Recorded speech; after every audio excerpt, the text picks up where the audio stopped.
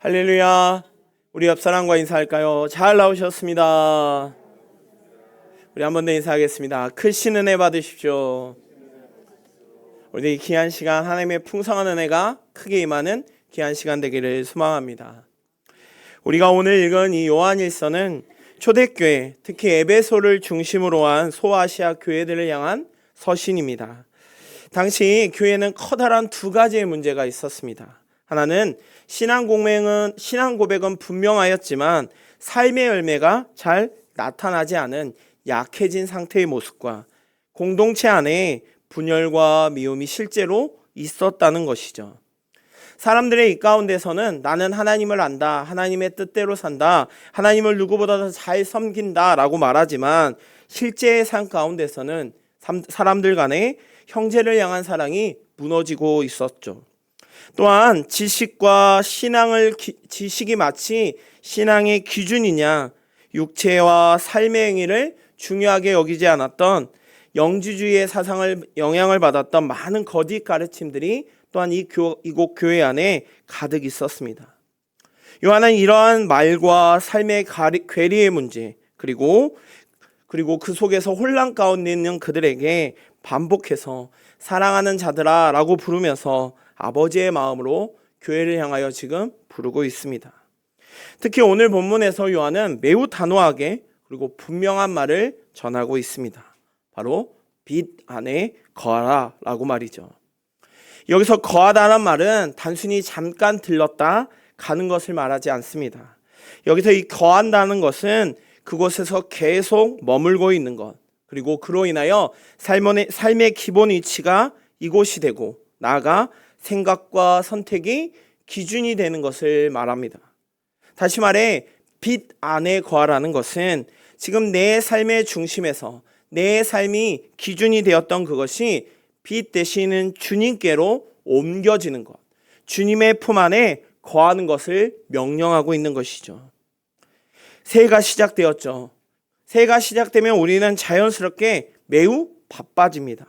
해야 할 일도 많고 세워야 할 계획들도 점점점 쌓여가고 올해는 어떻게 살아야 할지 고민하게 되죠.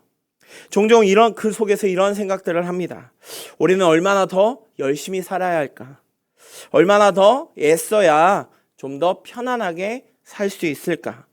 또한 어떻게 하면 다른 사람들에게 뒤처지지 않을까라는 생각을 종종 하죠. 그러나 하나님은 새해 시작을 맞이하는 우리에게 그런 질문을 던지지 않으십니다. 오히려 아주 근본적인 그리고 매우 중요한 질문을 던지고 계십니다. 지금 너는 지금 어디에 속해 있는지, 지금 너는 어디에 거하고 있는지를 묻고 계시는 것이죠. 어쩜 이 질문은 우리의 마음 안에 감추어져 있는 우리를 향한 질문일 수 있습니다. 분명 몸은 교회에 와 있습니다. 하지만 여전히 내 마음은 세상의 어둠 가운데 머물러 있지 않은지, 신앙의 말은 너무나도 익숙하지만 그리고 많이 알고 있다고 말하지만 삶의 중심은 여전히 세상에 두고 있지는 않은지, 예배는 나름 열심히 드린다고 말하지만 관계 속에서는 갈등과 분열이 더욱 선택하고 있진 않은지, 하나님은 우리의 어떤 것을 하는지, 무엇을 더 하는지와 같은 활동을 보시는 것이 아니라 우리의 거처, 다시 말해 우리의 지금 처해 있는 영적 위치를 더 먼저 보고 계신다는 것이죠. 그렇게 빛 안에 거하라는 말씀은 한 번의 결단으로 결코 끝나는 말씀이 아닙니다. 매일의 선택에서, 관계의 자리에서, 말과 행동의 순간순간마다 내가 지금 빛 안에 거하는 것인지, 아니면 나도 모르게 어두움에 가까이 가고 있는 것을 스스로 묻게 하는 말씀인 것이죠. 새해의 시작, 무언가를 더 얻고 더 많은 것을 얻기 위하여 노력하기에 앞서 먼저 우리의 위치가 빛 안에 거하길 소망합니다. 이 말씀 앞에 오늘 우리의 마음을 조용히 내려놓고 이 예배를 통하여 다시 우리의 삶이 세상과 어둠이 아닌 빛 안으로 들어가는 시간 되기를 소망합니다. 첫째로 우리가 많이 들었던 어쩜 익숙한 빛 안에 거하라는 말씀은 절대 새로운 것이 아니라는 것이죠. 오늘 우리가 말씀을 읽어보면 요한은 우리의 생각을 한번 멈추게 하는 말을 합니다. 7절에 사랑하는 자들아 내가 새 계명을 너희에게 쓰는 것이 아니라 너희가 처음부터 가진 옛 계명이니 이 옛 계명은 너희가 들은 바 말씀이다 라고 말합니다. 지금 요한은 자신이 지금 그들에게 쓰는 것, 말하는 것이 새 계명이 아니래요. 오히려 처음부터 가졌던 옛 계명, 분명 너희들이 들었던 말씀이라고 말하고 있습니다. 하나님은 매 순간순간마다 이스라엘 백성들과 함께 하셨고 귀한 말씀을 주셨습니다. 옛 언약의 백성들에게 자기를 나타내실 때도 그들에게 말씀하셨죠. 너는 마음을 다하고 뜻을 다하고 힘을 다하여 내 하나님 여호와를 사랑하라 라고 말이죠. 원수를 갚지 말며 동포를 원망하지 말며 내 이웃 사랑하기를 내 자신과 같이 사랑하라 라고 분명하게 말씀하셨습니다. 그렇게 빛 안에 거하라는 말씀은 어느 날 갑자기 딱 하고 새롭게 등장하는 매우 부담스러운 요구가 결코 아니라 신앙의 출발선에 놓여 있는 매우 기본적인 명령이었던 것이죠. 지금 혼란 가운데 그리고 신앙의 혼란과 교회 안에 있는 분열 속에 있는 그들에게 지금 이 말을 하는 것은 너희가 지금 듣는 이 말은 처음 듣는 것이 아니라 지금까지 한 번도 들어보지 못한 새로운 요구가 아니라는 것이죠. 왜 이렇게 말을 했냐면 많은 사람들은 종종 이렇게 말하죠. 뭔가의 신앙을 지킬 때, 신앙을 갖추며 나아갈 때 내가 몰라서 못 지킨다라는 말을 종종 합니다. 내가 가르침을 좀 더 잘 받았다면, 내가 뭔가를 조금 더 알았다면, 내가 믿음이 조금 더 셌다면 내가 신앙을 더 잘 유지했을 거요 라고 쉽게 말합니다. 그런데 오늘 요한은 매우 단호하게 이야기하고 있습니다. 왜냐하면 이미 이 말씀은 너희가 들었던 말씀이기 때문이죠. 문제는 사람들에게 신앙이 커지 못하는 것, 신앙이 멈추는 것은 많은 지식을 쌓지 못하는 지식의 부족이 아니라 결국에는 순종의 부족이었다는 것이죠. 알지만 하지 않는 것, 분명 들었지만 실천 가운데, 삶 가운데 살아내지 않는 것, 매우 익숙하지만 그것을 가볍게 여기는 것, 이것이 바로 지금 요한이 말하고 있는 이 시대의 교회의 현실이었던 것이죠. 더욱이 이들에게 사랑의 계명은 너무나도 많이 들었습니다. 그러다 보니 너무 자주 들어서 오히려 매우 쉽게 흘려보내는 말씀이 되었던 것이죠. 요한은 사랑하라, 용서하라, 형제를 돌아보라 라고 말했지만 그들의 모습 가운데는 이 말씀이 너무나도 쉽게 자주 들렸기에 더 이상 긴장되지도 찔림으로도 돌아오지 아니하였던 것이죠. 왜냐하면 익숙함은 오히려 우리의 순종을 결코 대체할 수 없기 때문이죠. 많은 사람들이 말씀을 많이 알면 더 삶 가운데 올바른 하나님의 자녀다운 삶을 살 수 있을 거라 말합니다. 물론 말씀을 사모하고 말씀을 더욱더 깊이 알아가는 것은 매우 중요합니다. 그런데 말씀을 안다고 해서 그것이 곧 나의 신앙이 커가는 것은 결코 아니라는 거죠. 말씀을 많이 안다고 해서 말씀 안에 거하는 것은 전혀 다른 문제라는 것입니다. 이처럼 옛 모습 가운데 살아가는 그들에게 요한은 이어서 8절에 이렇게 말합니다. 내가 너희에게 다시 새 계명을 쓴다라고 말이죠. 분명 7절에서 옛 계명을 말하고 있습니다. 그런데 지금 다시 새 계명이라고 말하고 있는 것이죠. 그것은 전혀 상반된 말이 아닌 같은 계명을 매우 다른 차원에서 지금 요한은 설명하고 있는 것입니다. 요한은 그 이유를 8절 후반부에 이렇게 이야기합니다. 그에게와 너희에게도 참된 것이라. 이는 어둠이 지나가고 참빛이 벌써 비침이라 라고 말합니다. 결국 이 말씀의 핵심은 예수님 안에서 이 사랑이 실제로 드러났다는 것이죠. 과거에 여전히 옛날에 하나님께서 말씀하셨던 그 명령을 아는 데서만 멈추는 것이 아니라 실제 삶 가운데 나타났다는 것이죠. 과거에 사랑은 명령이었고 요구였습니다. 하지만 예수님 안에서는 이 사랑이 사건이 되었고 역사가 되었고 십자가가 되었습니다. 예수님은 공생애 가운데 수많은 사람들에게 사랑하라고 말씀하십니다. 그런데 말씀만 하지 않으시고 실제로 죄인과 함께 신탁에 앉으시고 버림받은 자들의 손을 만지시며 원수된 우리를 위하여 심지어 십자가에 죽으셨습니다. 그렇게 사랑이 단순히 아는 것인 개념에서 명령에서 본보기로 바뀐 순간인 것이죠. 그렇게 이 계명은 더 이상 추상적인 명령이 아니라 추상적인 도덕적인 명령이 아니라 삶의 기준을 삼는 계명이 되었던 것이죠. 그러기에 이 계명은 더욱더 분명해진 것입니다. 어디까지 사랑해야 하는지, 어떻게 사랑해야 되는지, 누구를 사랑해야 하는지를 분명하게 말하고 있는 것이죠. 그리고 그 기준이 바로 십자가입니다. 그렇게 이 새 계명은 결코 새로운 내용이 아니라 새로운 기준이자 그 기준은 바로 예수님의 희생이 된 그 사랑이었던 것이죠. 사랑하는 성도 여러분, 많은 사람들이 나의 신앙의 멈춤, 연약해질 때마다 더 많은 것을 갈구합니다. 왜냐하면 내 신앙이 멈춘 것은, 내가 지금 신앙이 뭔가 조금 연약해진 것은 내가 하나님을 향하여 잘 알지 못하기 때문에, 내가 하나님에 대하여 여전히 옛 계명을 잘 알지 못하기 때문이라고 종종 말합니다. 하지만 오늘 요한은 분명하게 말하고 있죠.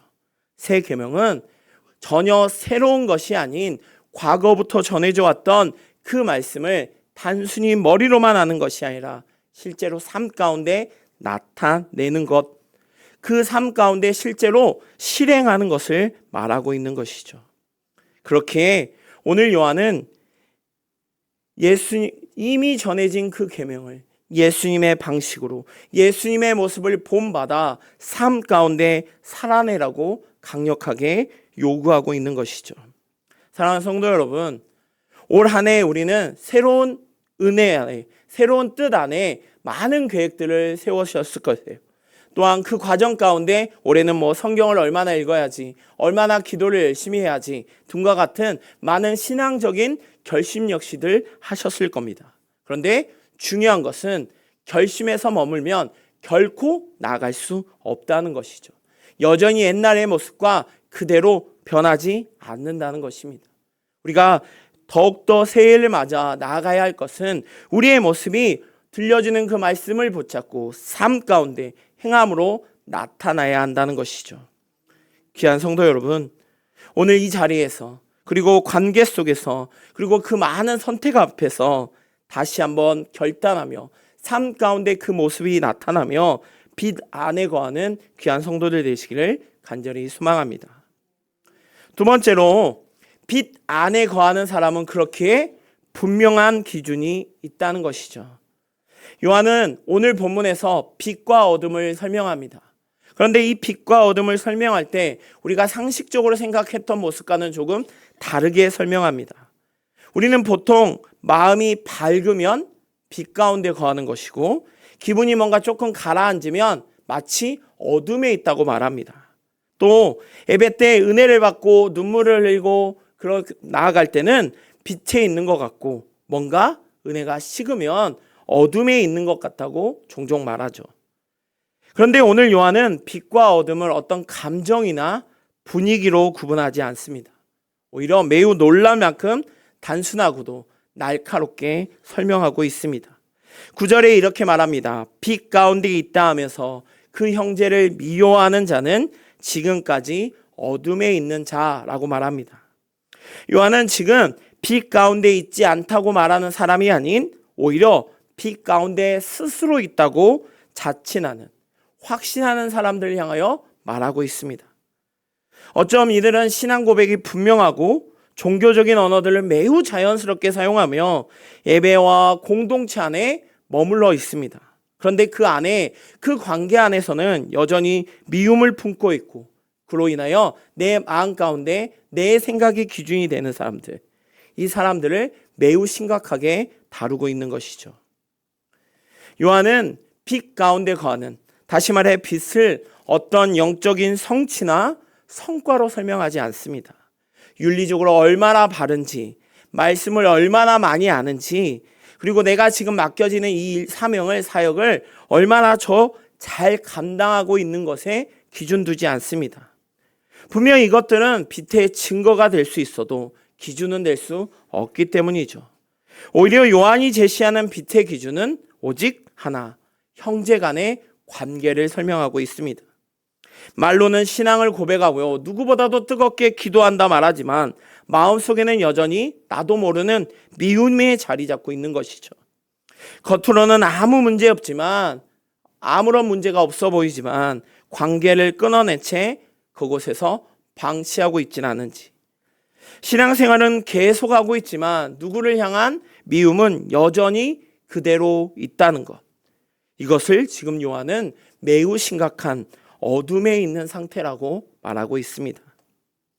더 무서운 것은 요한이 말하는 이 미움은 그를 향한, 어떤 사람을 향한, 어떤 사건을 향한 극단적인 징후만을 말하지 않습니다. 외면하고 있는 관계, 풀어야 할 갈등을 여전히 방치하고 있는 상태, 이미 내 마음에 마치 선을 그어버리는 태도, 이 모든 것들이 요한이 말하는 바로 그 미움의 영역에 포함되는 것이죠.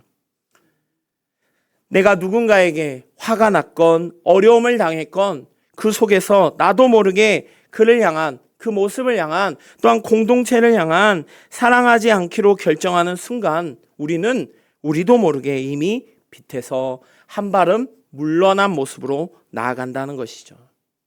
그렇기에 요한은 어둠 가운데 있는 그들과 반대로 분명한 대안을 말하고 있습니다. 10절에 이렇게 말합니다.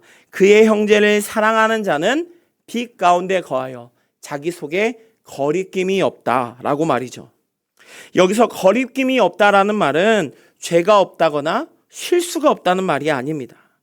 이 말은 넘어질 만한 걸림돌이 없다는 것이죠.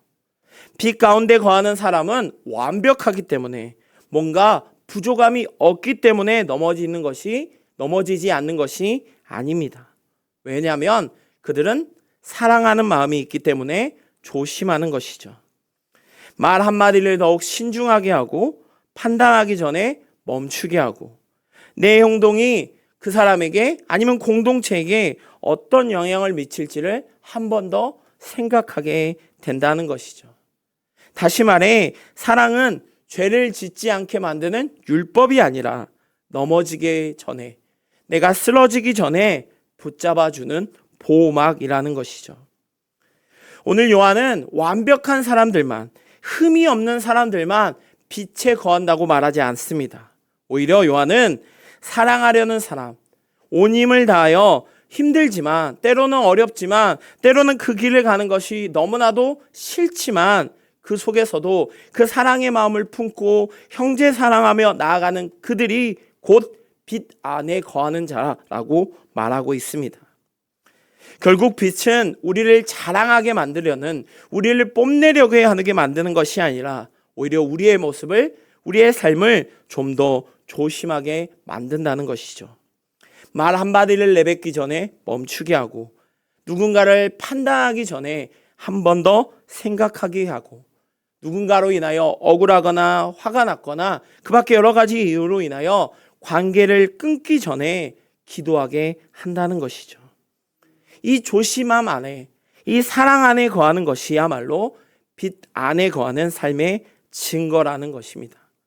사랑하는 성도 여러분, 오늘 이 말씀 앞에 우리 스스로 한번 물어보길 소망합니다.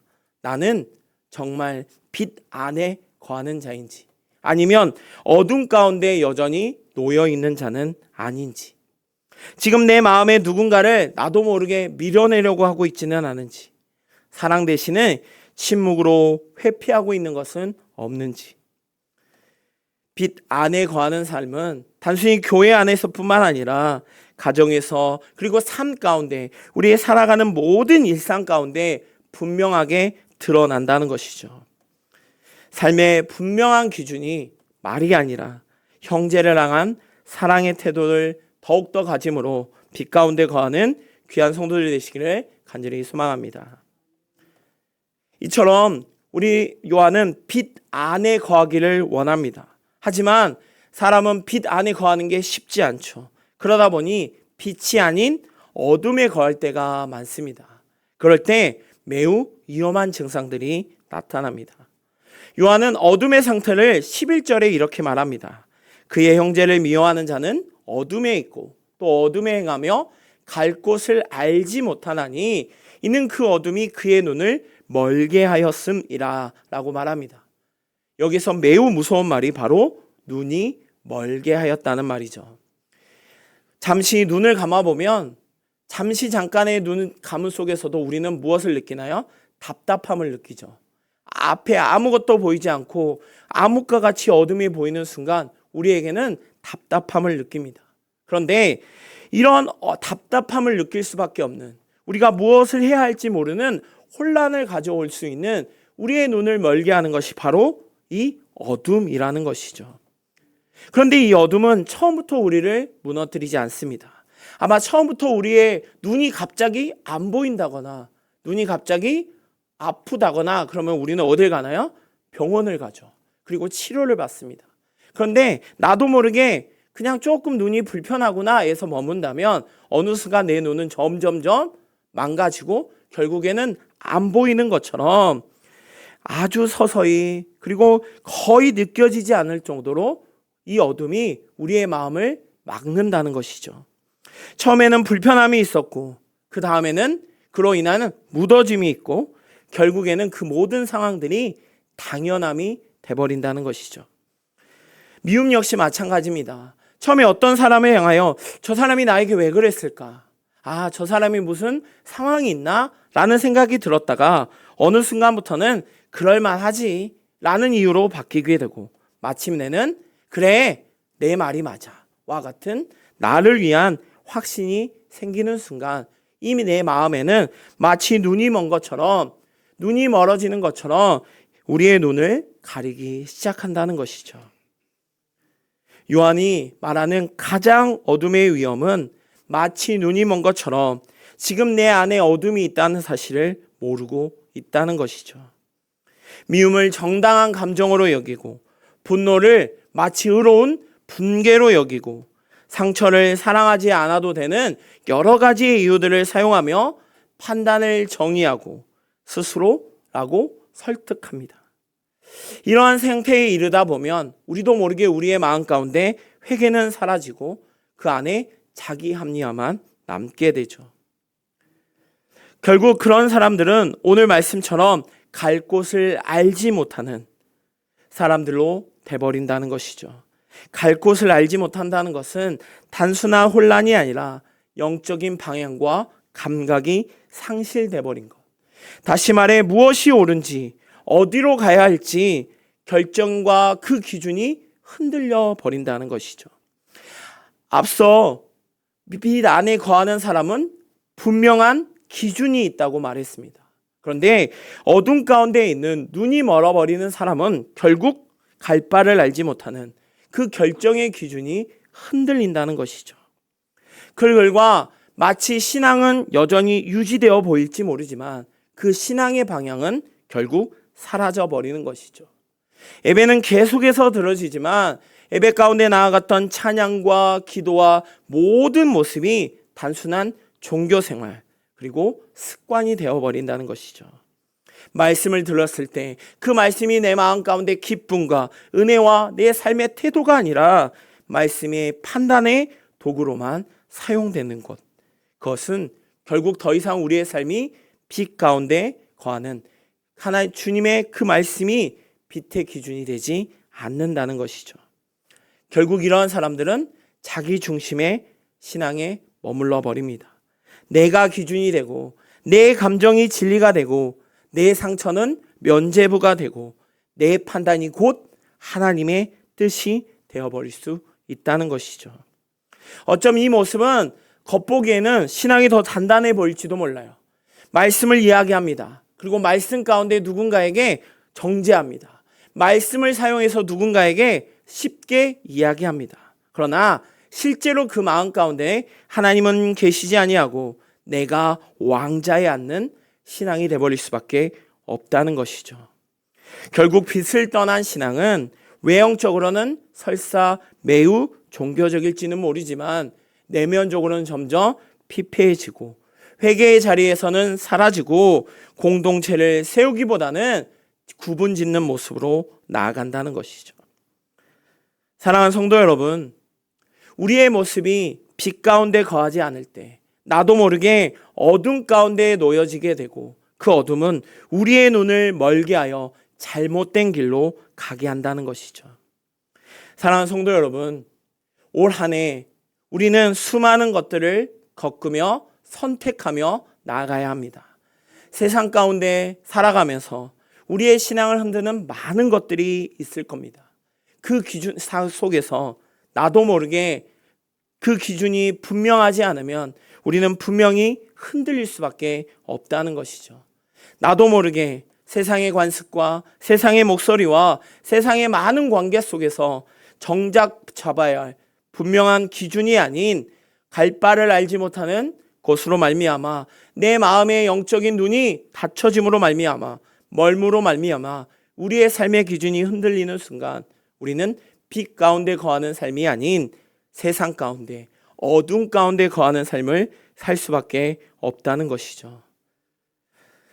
사랑하는 귀한 성도 여러분, 올 한 해 순종의 테마를 붙잡고 말씀 앞에 철저히 따르며 나아가길 소망합니다. 그리고 2026년을 살아가는 특별히 우리 교회가 말로만 빛을 말하는 교회가 아니라 관계 속에서 빛을 내려나는 교회, 옳음을 주장하는 공동체가 아니라 사랑을 선택하는 귀한 공동체 되기를 소망합니다. 또한 가정 안에서 그리고 직장 안에서도 누가 더 옳은지, 누가 더 최고인지, 어떤 성과를 얻는 것을 더 얻는 것에 집중하는 것이 아니라 사랑으로 돌보며 사랑으로 아끼며 오늘 말씀처럼 사랑이 넘쳐나는 거룩한 삶을 통하여 빛 가운데 거하는 거룩한 삶 살아가길 소망합니다. 빛을 따라 걸어가는 우리 귀한 성도님들 되시기를 간절히 소망합니다. 기도하겠습니다.